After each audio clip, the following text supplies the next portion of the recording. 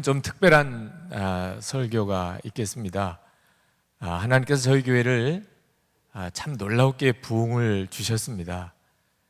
그러나 그로 인해서 우리가 하나님께 순종해야 될 일들이 몇 가지가 생겼습니다. 그것은 굉장히 불편하게 주일 예배를 드려야 한다는 겁니다.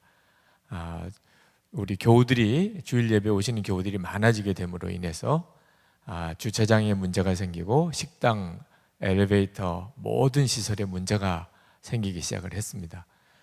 장로님들과 이 문제를 가지고 의논하다가 계속해서 우리가 여러 주차장 건물을 짓고 식당 건물을 짓는 것은 하나님이 원하시는 방법은 아닌 것 같다. 그래서 우리 교우들이 다 주일 예배 충만하게 드리기는 하지만 나머지는 다 불편하게 지낼 각오를 좀 해야 하겠다는 결정을 내렸습니다. 그래서 주차장 건물을 짓거나 또 건축을 또 하는 일은 하나님이 특별하게 지시하실 때까지는 우리가 하지 않기로 했습니다. 오늘도 여러분들이 그 일을 위해서 좀 섬겨주셔야 하겠습니다. 예배를 드리시고 엘리베이터는 가능하면 노약자들에게 양보해 주시고, 또 주차장 차 안 가지고 오시는 게 제일 큰 섬김이고, 또 가져오셨으면 3부 예배 오실 분들을 위해서 좀 주차장 자리를 비워주시는 일도 필요하죠. 하나님이 또 하나 우리에게 이제는 분립 개척을 하라고 하는 마음을 주셨습니다. 그래서 이 일이 하나님의 뜻이라고 우리가 믿고 이제 8월이면 8월 첫째 주에 수지에 선한목자교회가 분립이 되어져 나가게 됩니다. 어느 목사님을 보내야 될지 예배 성령 집회를 담당하시는 강대영 목사님을 보내기를 하나님 원하신다고 깨닫고 목사님을 중심으로 이제 분립 개척할 교우들을 그동안 쭉 모집을 하고 있었습니다. 이제 강대영 목사님이 교회에서 부목사로서의 사역은 지난주로 다 마무리를 지었습니다. 이제 8월 첫째 주일까지는 개척을 위한 사역만 전념하시게 되겠습니다. 오늘 조금 이른 이임설교긴 합니다만 강대영 목사님께 이임설교를 부탁드린 것은 분립개척에 대한 하나님의 마음을 가장 정확하게 잘 전해주실 수 있겠기 때문이고, 그리고 우리 교우들에게 분립개척을 위한 기도 제목을 명확하게 하나님이 주시는 시간이 되리라고 싶고, 특히 이제 마지막 아나운스먼트입니다. 분립개척하는 수지선한 목자교회에 동참하실 교우들은 이제 마지막 아나운스먼트니까 이제 빨리 결단하고 동참해 주십시오 라고 하는 뜻입니다. 아마 오늘 말씀을 듣는 중에 하나님이 나를 그 교회로 보내시는구나, 그렇게 마음에 성령의 음성이 있으신 분들은 꼭 결정을 해 주시기 바랍니다. 7월 마지막 주에 파송 예배를 드리려고 합니다. 자, 이제 강대영 목사님 나오셔서 하나님이 우리에게 분립개척을 하게 하시면서 하나님의 마음 또 주의 계획하심을 증거해 주시겠습니다. 그동안 수고도 많이 하셨고 감사하는 뜻으로 또 앞으로도 계속 우리가 기도하고 함께 갈 그런 약속을 드리는 마음으로도 여러분 크게 박수를 좀 해주실까요? 네.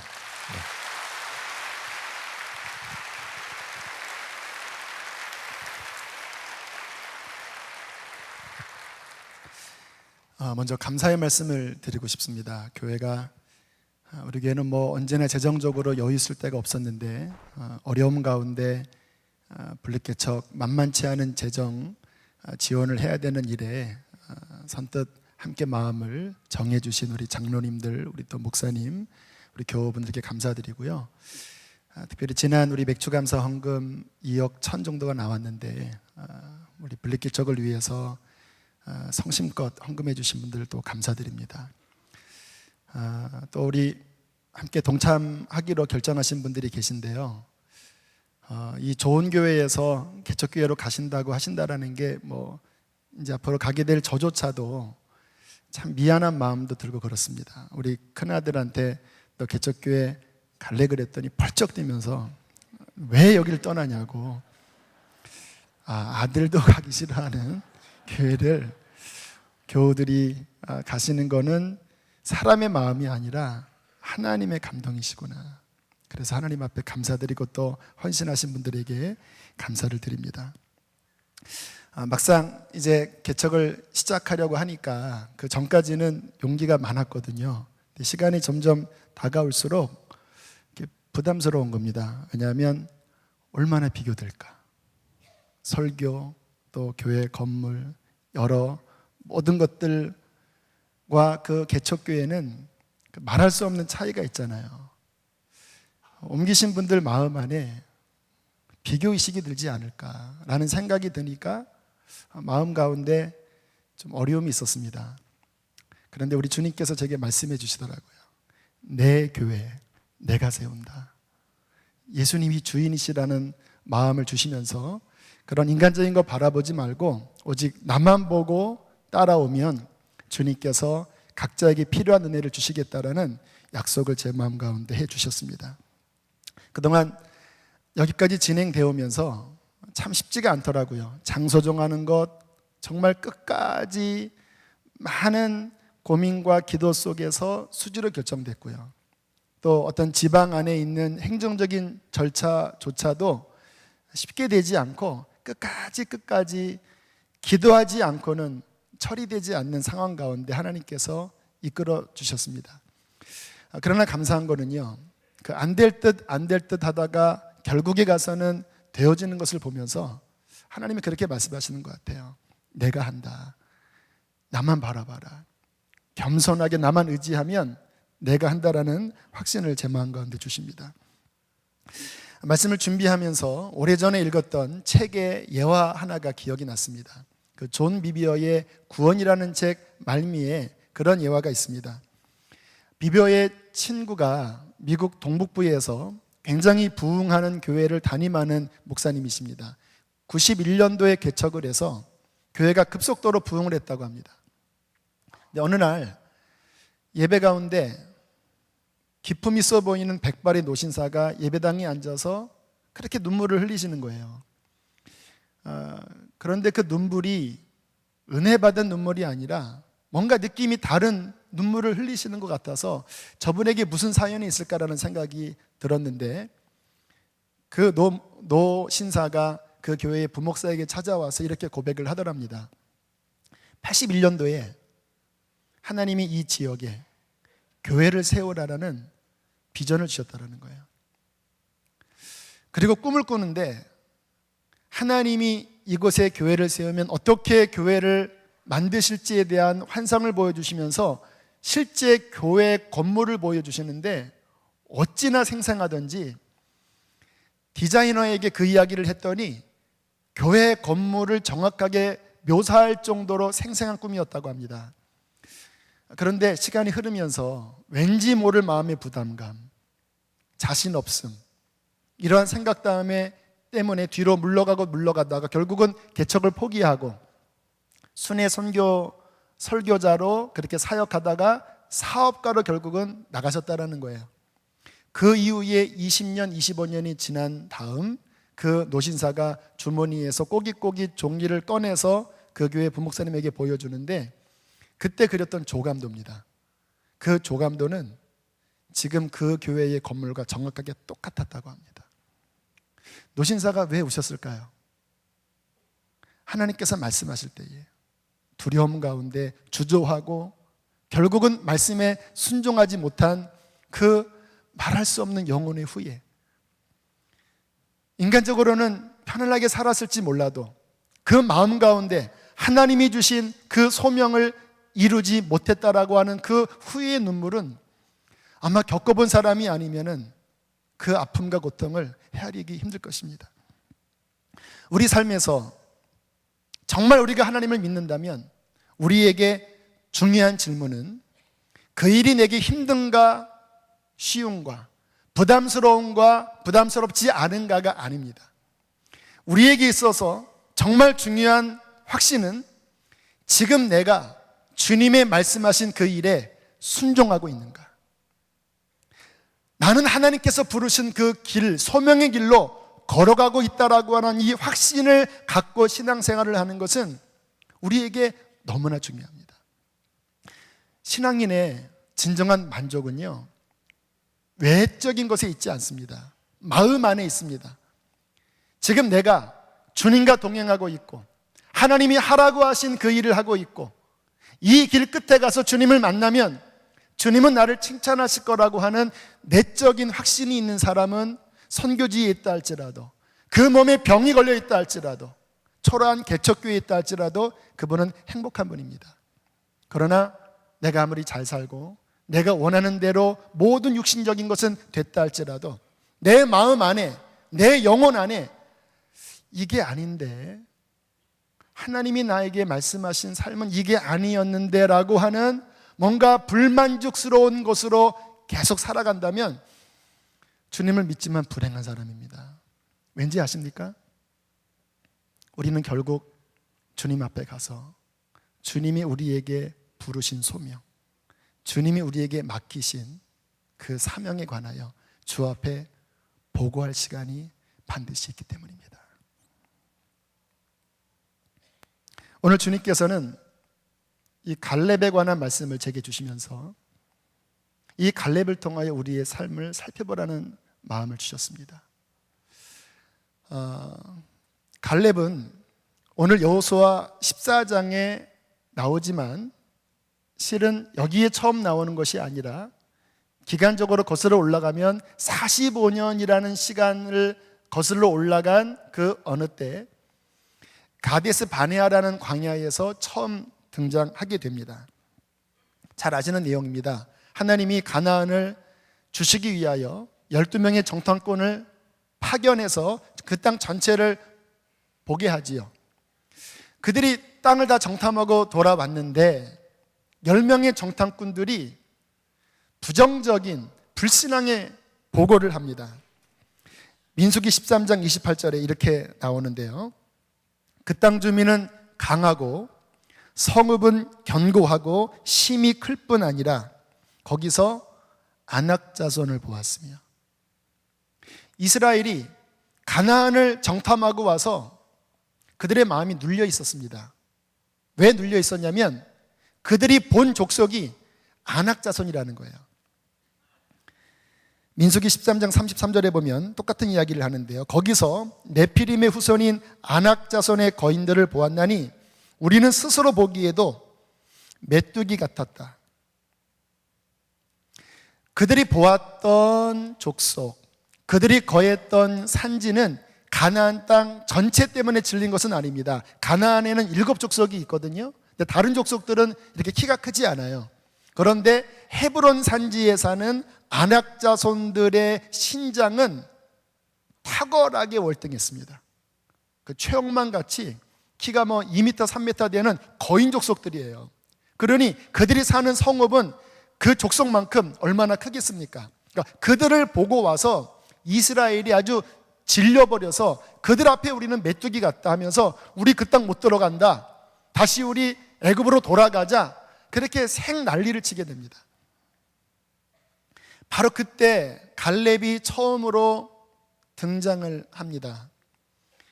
그 부정적인 보고 앞에 온 백성이 울고 불고 10명의 정탐꾼은 씩씩거리면서 우리 돌아가자 했던 바로 그 절망적인 시간에 갈렙은 이렇게 이야기합니다. 아니다, 우리가 곧 올라가서 그 땅을 취하자. 여호와께서 기뻐하시면 우리를 그 땅으로 인도하여 들이시고 그 땅을 우리에게 주실 것이다. 그들은 밥이다, 밥. 밥도 큰 밥이다. 거인이니까 우리 취하자라고 이야기를 합니다. 그러나 백성들의 마음은 이미 뒤집어져 버렸습니다. 돌이켜지질 않는 거예요. 결국은 동족의 불순종의 죄악을 짊어지고 40년간 갈렙은 그 백성과 함께 광야에서 유리하며 방랑하는 시간을 지납니다. 그 기간 가운데 여호수아는 자주 나오지만 갈렙은 참 등장하지를 않아요. 그러다가 45년이 지난 오늘 본문 여호수아서 14장에 85세가 되는 노인네의 모습으로 갈렙이 여호수아 앞에 등장을 하게 됩니다. 그런데 오늘 말씀을 가만히 보면 갈렙이 여호수아에게 했던 말들이 역사적인 그 과거의 실패와 연결점이 있다는 것을 우리가 알게 됩니다. 자, 먼저 14장 7절에 이렇게 나와 있죠.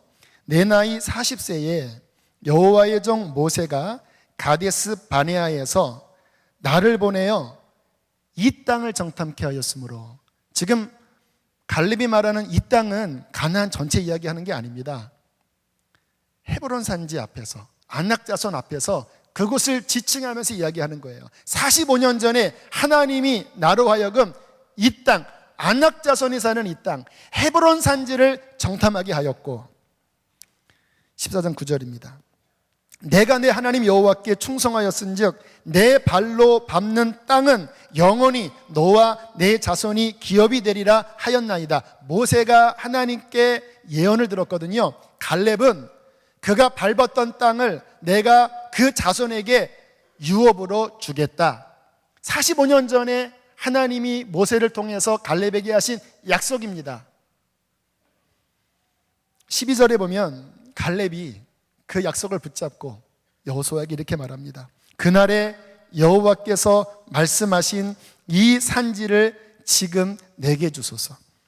당신도 그날에 들으셨거니와 그곳에 안악 사람도 있고 성읍은 크고 견고하지만 여호와께서 나와 함께 하시면 내가 여호와께서 말씀하신 대로 그들을 능히 쫓아내리이다. 이게 지금 정말 눈물겨운 고백입니다. 85세입니다, 여러분. 최고 고령자입니다. 이스라엘 사람들이 가나안에 들어왔지만 여전히 헤브론 산지 안악 자손은 건들질 못했습니다. 왜요? 보기만 해도 진리거든요. 그런데 최고 고령자인 갈렙이 그 산지 앞에 서서 여호수아에게 말하는 거예요. 이 산지는 내 것입니다. 하나님께서 45년 전에 이 땅은 내 것이라고 말씀하셨습니다. 내가 칼을 들고 저 산지로 나는 들어갈 것입니다. 저 땅은 내 것입니다. 어떻게 갈렙이 이렇게 모두가 두려워 떠는 그 족속, 그 산지를 향하여 내 것이라고 말할 수 있었을까요? 왜 갈렙은 85세나 되어서 그 안락했던 본인의 자리에서 벌떡 일어나서 거인과 칼을 들고 싸우고자 그렇게 앞으로 나갔을까요? 갈렙의 소명이 있습니다. 하나님께서 갈렙에게 말씀하신 그 소명은 가나안의 평지가 아니었습니다. 키가 작은 만만한 대상들이 아니었습니다. 하나님께서 갈렙에게 말씀하신 그 소명의 산지는 거인 족속, 크고 두려운 헤브론 산지, 그 땅이 바로 너의 것이라고 하나님께서 말씀하셨다는 거예요. 갈렙이 45년이 지났지만 믿음이 그때나 지금이나 여전합니다. 그리고 분연이 일어나서 그 산지를 내게 달라고, 하나님이 주신 소명을 나는 이루겠다고 나오는 그 모습은 우리에게도 눈물겹고 아마 하나님도 깊은 감동을 받으셨나 봐요. 그래서 이 말씀이 이렇게 선명하게 기록되어 있는 것입니다. 사랑하는 성도 여러분, 우리에게 정말 중요한 것은 소명입니다. 우리가 예수님을 믿지요. 구원의 확신이 있고 구원의 감격이 있습니다. 그러나 그것으로 온전치 않습니다. 성경은 말씀하십니다. 하나님이 각 사람을 부르실 때에 그 사람을 통하여 이루실 하나님의 일들을 남겨두셨다고 말씀하십니다. 우리 영혼의 참된 만족과 기쁨은 내가 그 길로 걸어가고 있을 때예요. 갈렙이 그 산지를 달라고 할 때 겉으로는 두려웠을지 모르지만 갈렙의 깊은 영혼 안에는 희열이 터졌을 것입니다. 하나님이 부르신 그 산지로 나는 지금 가는구나.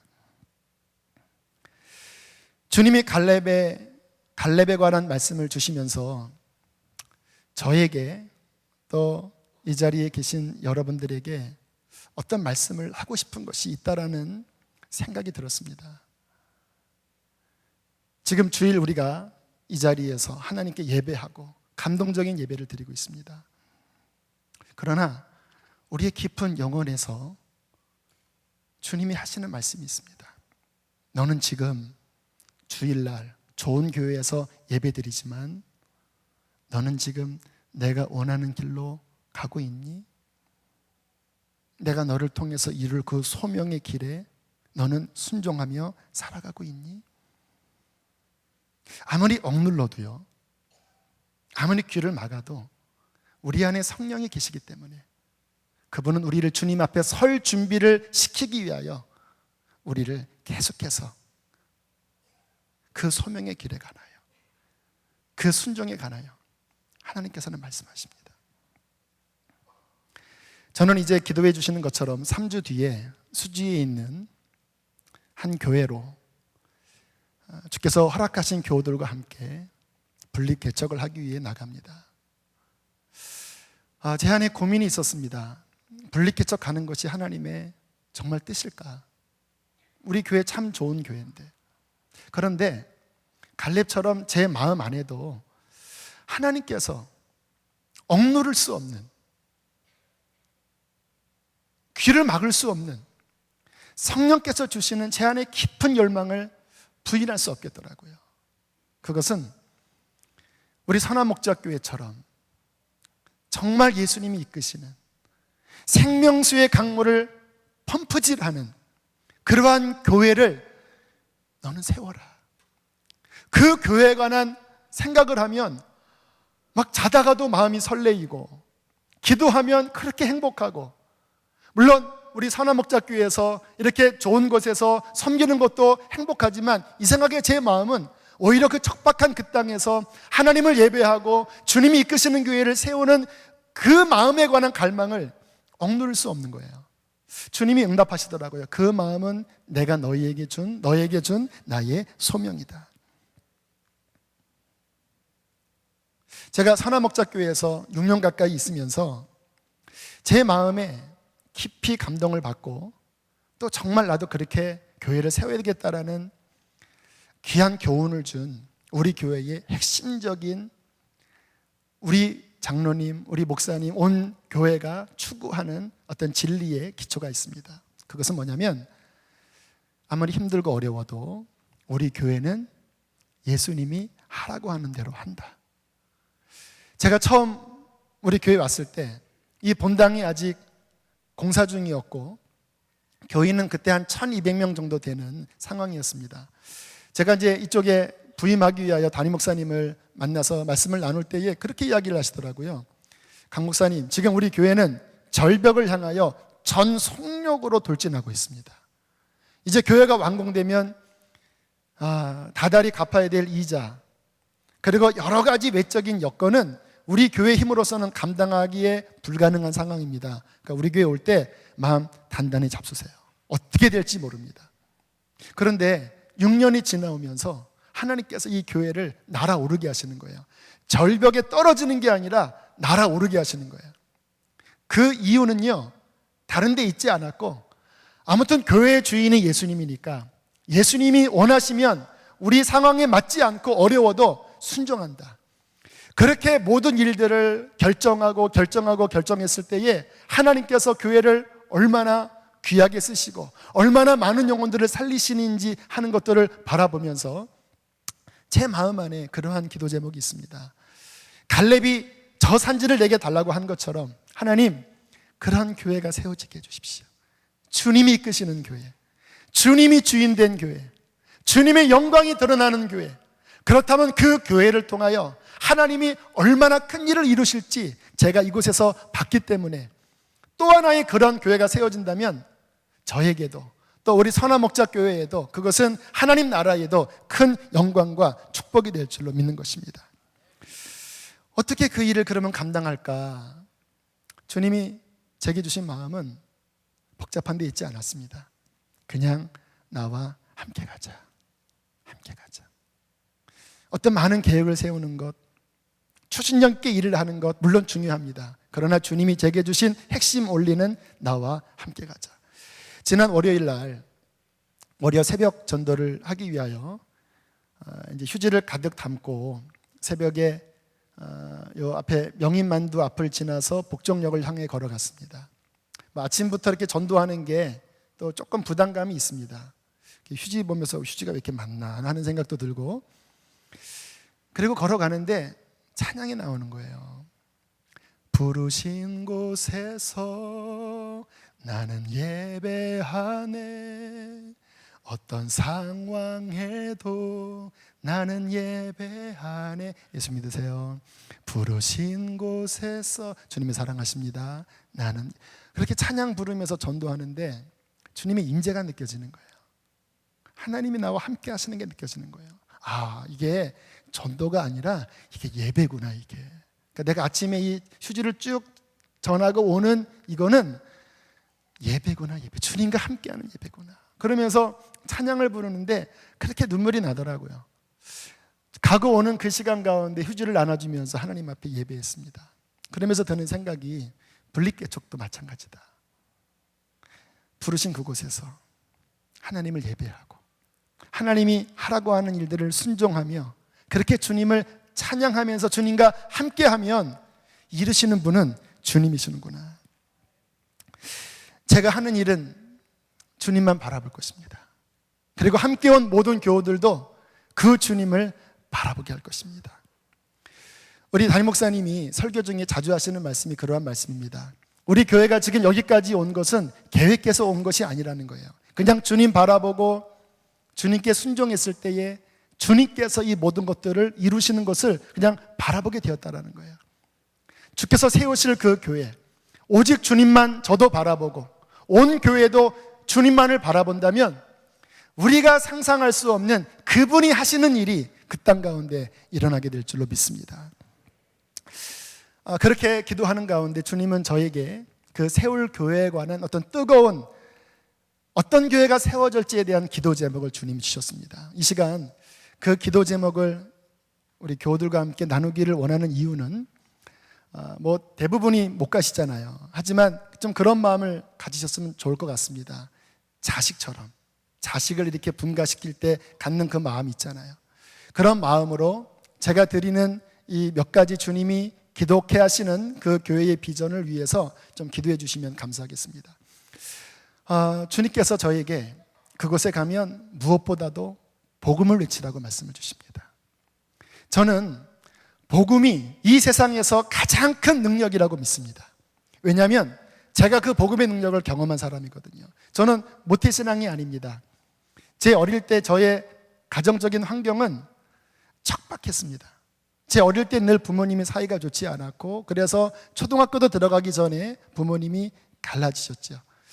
그리고 지나온 저의 유년기, 초등부, 중학교 때까지의 제 삶은 늘 자존감이 낮고 또 늘 수치스러워하고 부끄러워하는 그러한 어둠 가운데 지나는 삶이었다고 기억이 돼요. 제 유년 시절을 떠오르면 잿빛 같아요. 우중충한 비 오는 날 같아요.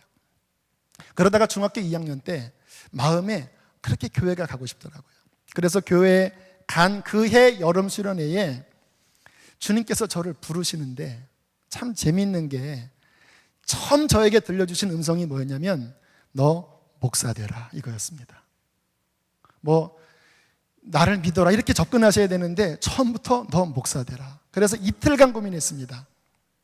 그러다가 주님이 말씀하시니까 순종해야지 하고 중학교 2학년 그 까까머리 어린아이가 그 지하 예배당 뒤편에 앉아서 주님 제가 목사 되기로 선합니다.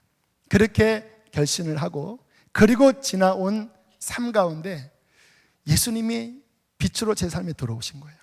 그리고 바뀌어지기 시작하는데 정말 비포 애프터 예수님을 믿기 전과 이후의 제 삶은 너무너무 하나님이 바꿔주시는 거예요. 사람에게 사랑을 받게 하시고 인정을 받게 하시고 제 안에 있는 상한 마음을 치료해 주시고 또 가정을 구원하시고 지금은 명절 때 우리 아버님, 어머님, 형님, 형수님 온 가족이 모여서 같이 하나님을 예배하는 기적이 벌어졌다니까요. 저는 이 복음이 얼마나 큰 능력이라는 것을 알아요.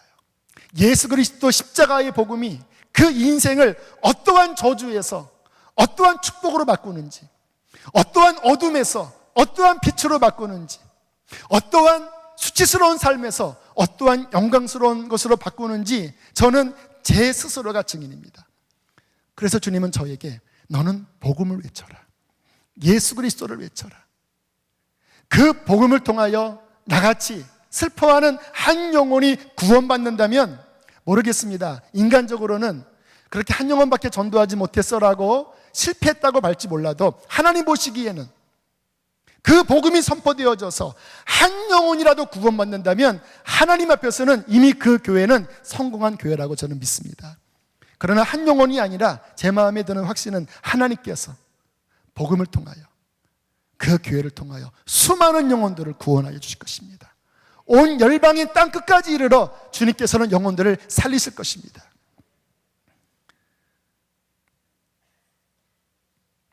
주님께서 또 하나 기도케 하시는 것은 성령에 관한 기도였습니다.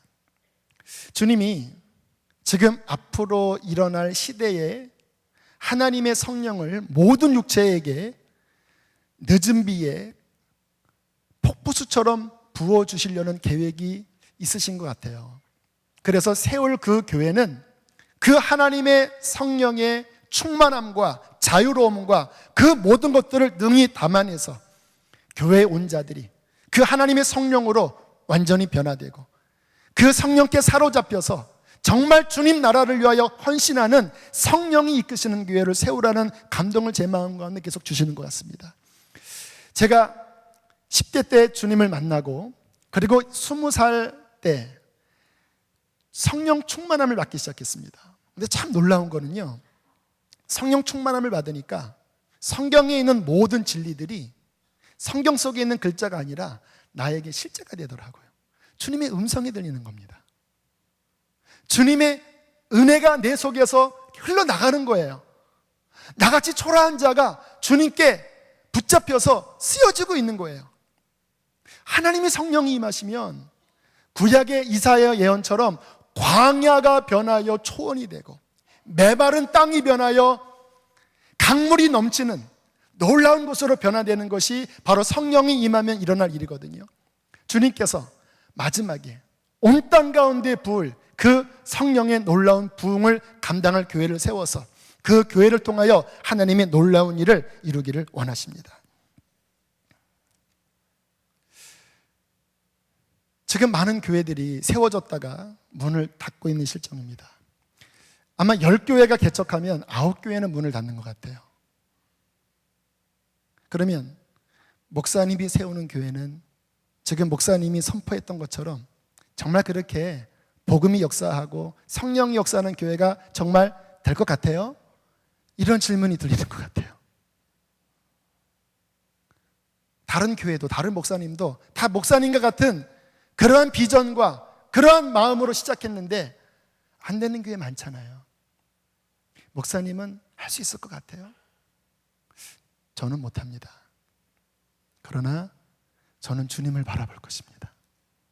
갈렙이 85세가 되어서 그 고령자가 젊은 건장한 청년들도 두려워했던 그 헤브론 산지 아락사 자손을 감히 점령하지 못했는데 갈렙이 85세나 되어서 칼을 들고 나 저놈들과 나 싸우겠다 했던 이유는 갈렙이 자신을 본 게 아닙니다.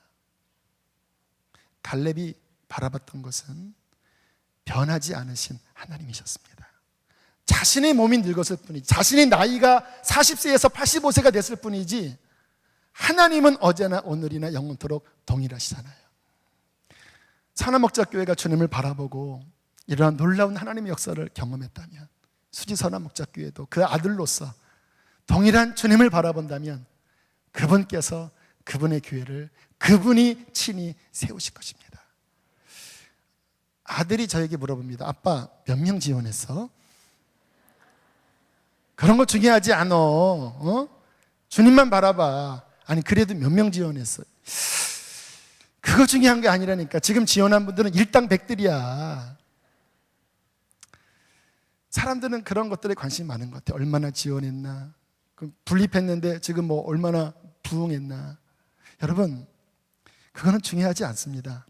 우리가 주님 바라보고 주님께 순종하고 그분이 가라고 하는 그 길에 서 있으면 이미 승리한 거예요. 하나님은 기쁘게 받으십니다.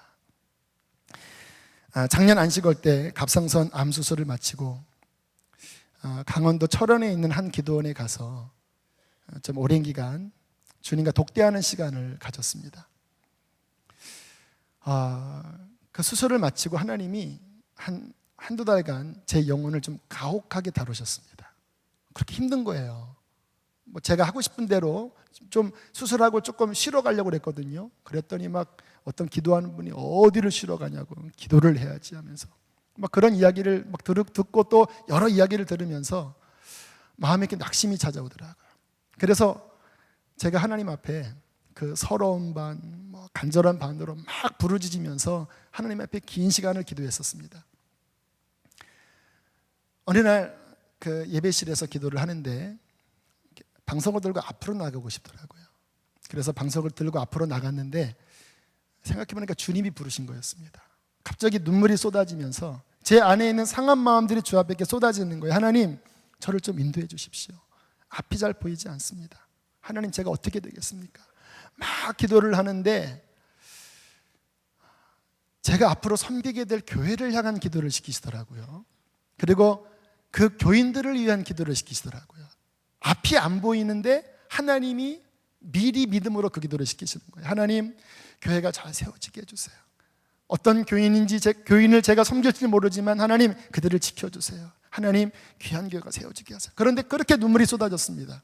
그리고 하나의 장면이 보이는데 제 인생의 모든 길을 다 마치고 예수님 앞에 제가 있더라고요. 그런데 서 있지를 못하고 그분 앞에 엎드려 있는 거예요. 제가 엎드려서 울고 있더라고요. 왜 울고 있었냐면 저는 생각할 때 내가 이 길을 갈 수 있을까? 내가 몸도 그런데 이렇게 끝나는 게 아닐까라는 수많은 나 자신을 바라보는 아픔과 또 절망과 실망이 있었는데 내 인생 다 가서 그 끝에 있는 결론을 보니까 주님이 저를 인도하신 것입니다. 내 인생 여정 끝내요. 강 건너 언덕 이를 때 하늘문 향해 말하리. 예수 인도하셨네. 그때 제 마음 가운데 그러한 위안과 확신이 주어졌습니다. 주님이 이끄시겠구나. 주님이 함께 하시는구나. 내가 주님 바라보고 주님이 가라고 하는 이 길을 간다면 내 여건과 상관없이 내 몸의 어떤 상태와 상관없이 하나님은 그분의 일을 이루실 것이다. 주께서 그렇게 수지선한 목자교회를 세우실 것입니다. 오늘 마지막으로 여러분들을 초청하기를 원합니다. 수지선한 목자교회 지원하라는 초청이 아닙니다. 여러분에게 하나님이 말씀하신 소명이 있었습니다.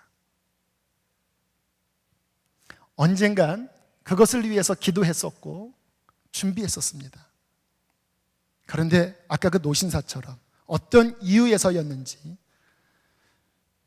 내가 생각하는 편안한 자리에 주저앉아 있고 눌러 있는 분이 있다면 오늘 주님께서 그러한 사람은 일어서라고 말씀하십니다. 내 앞에 설 준비를 하라고 말씀하십니다.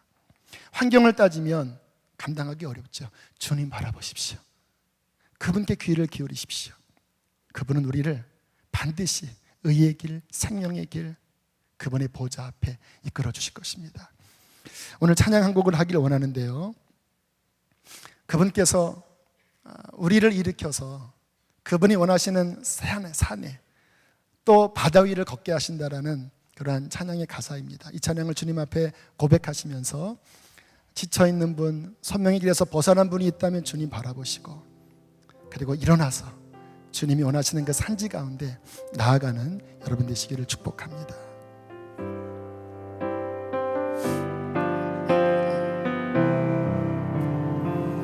내 영혼 지치고 피곤할 때에 근심 걱정 내만 짓누를 때 난 잠잠히 주님을 기다리네. 주님 내 곁에 오실 때 다시 한번 고백합시다. 내 영혼 지치고 내 영혼 지치고 피곤할 때에 근심 걱정 내 맘 짓누를 때 난 잠잠히 주님을 기다리네. 주님 내 곁 우리 그 자리에 일어나서 주님 앞에 나갑시다. 주 날 일으켜 산 위에 세우네. 주 날 일으켜 산 위에 세우네. 거친 거침마다 우리 걷게 하시네. 주만 의지할 때 강한 주네 크신 능력. 우리 두 손 높이 들고 하나님을 향해 나갑시다. 주 날 일으켜 산 위에 세우네. 주 날 일으켜 산 주님 부르심의 길로 나가게 하여 주옵소서. 거침마다 우리 걷게 하시네. 주만 의지할 때 강한 주네 크신 능력. 내게 주만 의지할 때 강함 주네. 주만 의지할 때 강함 주네 크신 능력 내게 부어주네. 우리 좀 가슴에 손을 얹기를 원합니다. 주님, 주께서 부르신 길로 일어나 가게 하여 주십시오. 내 여건과 환경을 바라보지 말고 주님만 바라보게 하여 주시옵소서. 우리 주여 한번 부르고 기도하시겠습니다. 주여, 하나님 아버지, 우리를 이끄시는 살아계신 하나님, 하나님 아버지, 하나님 일어서게 하여 주옵소서. 선명의 길을 잃어버린 자들이 있습니다. 선명의 길을 주저하는 자들이 있습니까? 저들로 이렇게 세워주옵소서. 이렇게 세워주옵소서. 이렇게 세워주옵소서.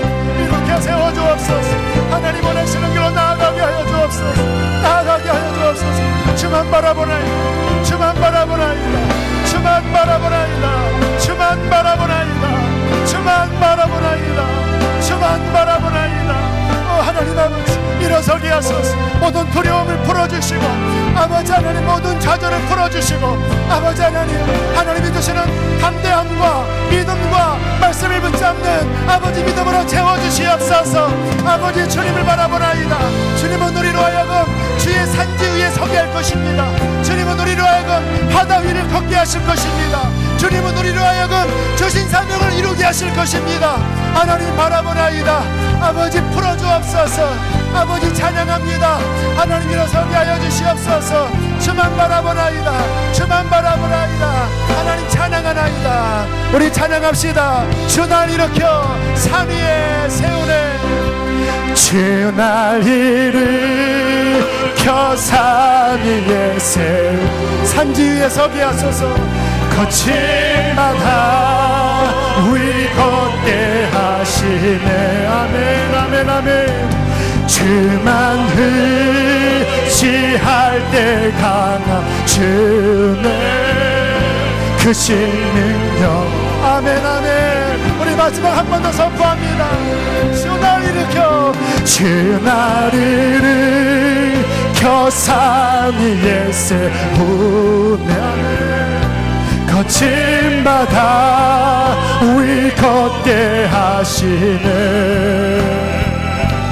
주만 의지할 때가 주네 크신 능력 내게 부어주시네. 기도하십시다.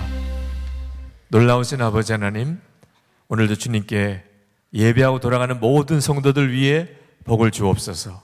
찬양과 기도와 정성스러운 감사의 예물을 주께 봉헌해 드리는 주의 사랑하는 모든 자녀들 위해 이 시간에 주의 성령의 놀라운 기름 부음을 주소서. 승리하는 삶을 살게 하소서. 축복의 통로로 쓰임받게 하여 주옵소서. 하나님, 세워주신 수지 선한 목자교회와 또 세우신 강대영 목사님과 일에 함께 동참할 교우들과 또 동참할 마음을 부어주셔서 함께 참여할 주의 사랑하는 모든 성도들 위해 갈렙에게 허락하신 놀라운 은혜와 믿음의 놀라운 승리를 허락해 주옵소서. 하나님, 이 나라와 민족 위에 주의 기름 부음을 주셔서 이 땅에 새 부흥을 일으키소서. 북한에 있는 동포들을 주님이 구원해 주소서. 단기 선교를 나가 있는 선교사님들, 장기 선교사님들, 열방에 나가 있는 주의 종들 위해 주님 함께 하소서. 친히 주님 이끄소서. 주 예수 그리스도의 은혜와 아버지 하나님의 사랑하심과 성령의 교통하심이 주께 나와 예배하고 돌아가는 모든 이들 위해 함께 하시기를 축원하옵나이다.